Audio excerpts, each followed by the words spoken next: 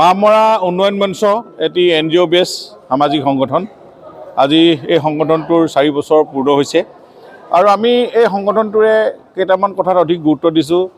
ছাত্ৰ ছাত্ৰীসকলক আমি সম্বৰ্ধনা জনোৱাই নহয়, তেওঁলোকক বিভিন্ন কোৰ্চৰ যোগেদি তেওঁলোকক জীৱনটো যাতে সুন্দৰ কৰি তুলিব পাৰে, শিক্ষা গ্ৰহণত যাতে তেওঁলোকক বিভিন্ন ধৰণৰ কোচিঙে হওক, এনেকুৱা ধৰণৰ আমি শিক্ষা, ক্ৰীড়া, নিবনুৱাকে আদি কৰি বিভিন্ন দিশত আমি সমষ্টিটো আগবঢ়াই নিয়াৰ এটা NGO বেছ সামাজিক সংগঠন আৰু আমি ধাৰাবাহিকভাৱে এই কামখিনি আমি 4টা বছৰত কৰি আছোঁ।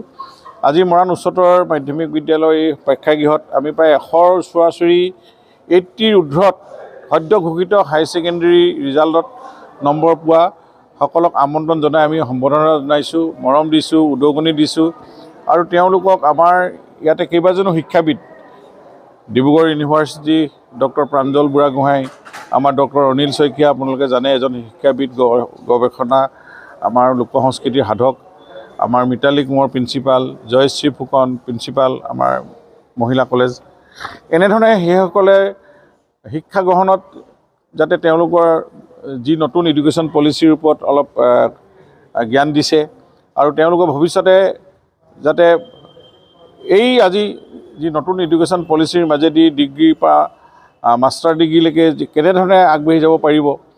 আণ্ডাৰ গ্ৰেজুৱেট আজিকালি হ'ব, তাৰ গ্ৰেজুৱেট মাষ্টাৰ ডিগ্ৰী ল'বলৈ 75 মাৰ্কছ পাব লাগিব, তাৰ কাৰণে কঠোৰ সাধনা কৰিব লাগিব, পৰিশ্ৰম কৰিব লাগিব। মানে হাই ছেকেণ্ডেৰী পাছ কৰাৰ পাছত কিখিনি সমস্যা আহি পৰে, এই কথাখিনিৰ ওপৰত ভাল ধৰণে বিস্তৃত ব্যাখ্যা হৈছে আৰু ছাত্ৰ ছাত্ৰীসকলে বহুখিনি কথা বুজিব পাৰিছে। গতিকে এই মেধা ছাত্ৰ ছাত্ৰীসকল দেশৰ সম্পদ আৰু জাতিৰ গৌৰৱ আৰু তেওঁলোকক লৈ বহুতে সমাজে বা আজি অসমে বহুত আশা কৰে।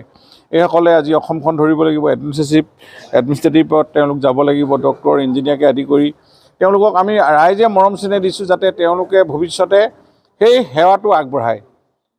আমি এনেধৰণে আশা কৰোঁ, এজন ডক্টৰ হ'লেই নহ'ব, বহুত ডক্টৰ আমি সম্বৰ্ধনা দিছোঁ, ওলাই গৈ আছে, কিন্তু সমাজে তেওঁৰ নাম নলয়।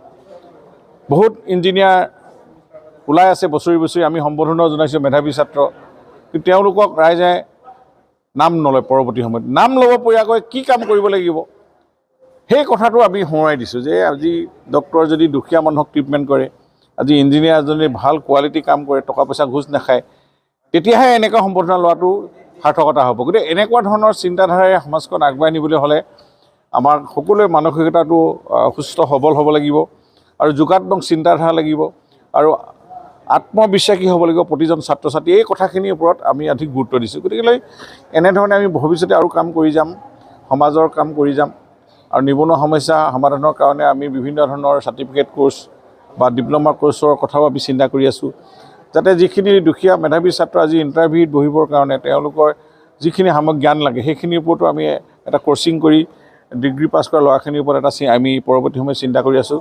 আৰু আমি এইবাৰ 5জন ছাত্ৰ ছাত্ৰী দুখীয়া আৰু মেধাৱীক আমি নিজে মাহেকত 5,000কে টকা খৰচ দি আমি তেওঁলোকক পঢ়াম, ডিগ্ৰী মানে ইউনিভাৰ্চিটি পৰ্যন্ত তেওঁক হাই ছেকেণ্ডেৰী, এইটো আমি আজি সিদ্ধান্ত লৈছোঁ। গতিকে ভাবিছোঁ যে ৰাইজে সহযোগ কৰিলে সংগঠনটোৱে এনেধৰণে সামাজিকভাৱে, ইয়াত কোনো ৰাজনীতিৰ কথা নাই, ইয়াত কোনো অন্যান্য কথা আহিবই নোৱাৰে, ইয়াত অকল মানুহ গঢ়া এইটো সংগঠন।